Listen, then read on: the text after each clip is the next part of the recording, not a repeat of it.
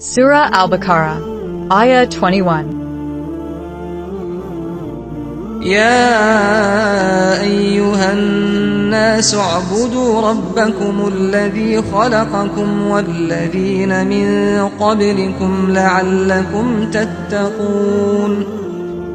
Translation: O humanity, worship your Lord, who created you and those before you, so that you may become mindful of Him. What does this ayah mean? Imagine if a superhero created everything: the sun, trees, animals, and you. This ayah is like Allah saying, "Hey everyone, I'm your super creator. Love me, thank me, and follow my rules. That's how you become a true hero too." Lesson for us. First, Allah made you and everything you see.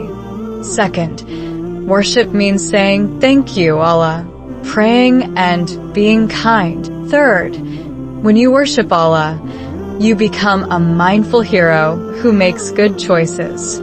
This ayah is a direct call to all humanity to recognize Allah as their creator and sustainer. The command to worship, ibadah, isn't just about rituals.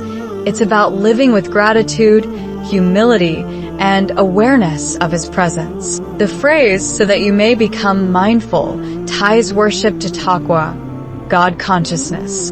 Worship isn't a robotic duty. It's the path to refining your soul and aligning your life with divine purpose. What we are getting from this ayah is, first, worship is holistic. It includes prayer, ethics, and intention. Second, recognizing Allah as creator dismantles arrogance and fuels gratitude.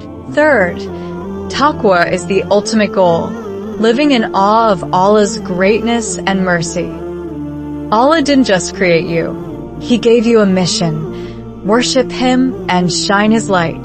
Stay mindful, stay grateful, and keep rising.